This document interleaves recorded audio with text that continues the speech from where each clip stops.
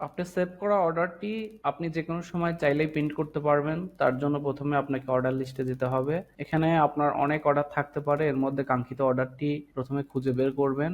আপনার এখানে search bar আছে। চাইলে আপনি কাস্টমারের ফোন নাম্বার এবং নাম দিয়ে সার্চ করতে পারবেন। যেমন ধরুন আমি তৌফিক হোসেন নামে যে অর্ডারটি আছে সেটা আমি খুঁজে বের করব। তার জন্য আমি তার নাম লিখলাম। প্রথম কয়েকটা অক্ষর লিখলেই তার নামের সাথে ম্যাচ করলে অর্ডারের লিস্টগুলো এখানে শো করবে। আমি এখন চাচ্ছি এই অর্ডারের থ্রি ডট অপশনে, এখানে থ্রি ডট অপশনে ক্লিক করবেন। তারপর এখানে অনেকগুলো অপশন দেখাবে, তার মধ্যে ২ নাম্বারটি হচ্ছে প্রিন্ট কাস্টমার কপি। এখানে ক্লিক করলে আপনার কাস্টমার কপিটি প্রিন্ট হয়ে যাবে। দেখুন এখানে আপনার প্রিন্টের জন্য প্রিন্ট প্রিভিউ আসছে। এখন আপনার এখান থেকে ডেস্টিনেশন থেকে আপনার প্রিন্টার সিলেক্ট করতে হবে। আপনার যদি প্রিন্টার সেট আপ করা থাকে আপনার কম্পিউটারে, তাহলে সেই ইনস্টল করা প্রিন্টারগুলা এখানে শো করবে। আপাতত আমি এখান থেকে পিডিএফ সেভ করে দেখাচ্ছি, সেভ অ্যাজ পিডিএফ। আমি চাইলে আমার কাস্টমার কপিটি সেভ করে আমার ডেস্কটপে রাখতে পারবো। আমি তাহলে সেভ অ্যাজ পিডিএফ এ ক্লিক করলাম। এখন সেভে ক্লিক করব। সেভে ক্লিক করে আমি জাস্ট ডেস্কটপে রেখে দিলাম। আমার অর্ডারটি সেভ হয়ে গেছে।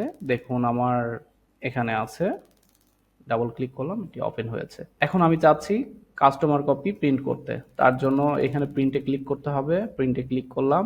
আমার আইটেম ছিল ২টা, ফতুয়া এবং শার্ট। আমি যদি সবগুলো প্রিন্ট করতে চাই তাহলে প্রিন্ট অলে ক্লিক করতে হবে।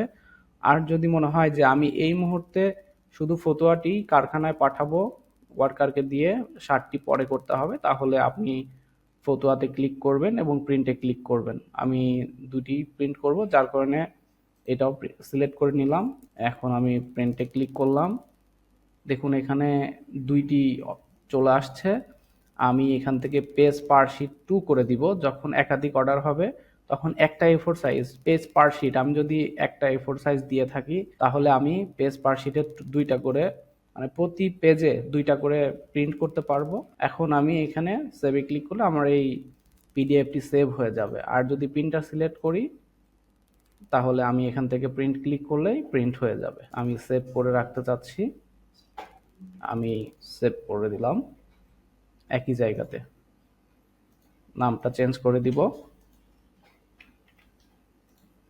ডাউনলোড করা পিডিএফ আপনি চাইলে খুব সহজে পরবর্তীতে প্রিন্ট করতে পারবেন। অনেক সময় এমন হয় একসাথে একাধিক কাস্টমার এসেছে, আপনি প্রিন্ট করার সময় পাচ্ছেন না, শুধু কাস্টমার কপিটাই প্রিন্ট করে দিবেন, অথবা আপনি পরে প্রিন্ট করতে যাচ্ছেন, সেক্ষেত্রে পিডিএফ সেভ করে রাখতে পারেন। সেভ করা পিডিএফ আপনি যেভাবে প্রিন্ট করবেন তার জন্য আপনাকে পিডিএফটি ডাবল ক্লিক করে ওপেন করতে হবে। ওপেন করার পর এখান থেকে এই যে ডান দিকে প্রিন্ট আইকন আছে, প্রিন্টারের আইকন, এখানে ক্লিক করবেন। ক্লিক করলে আপনার এভাবে ওপেন হবে। আমার প্রিন্টার সেট আপ করা আছে ইপসন L3210 সিরিজ।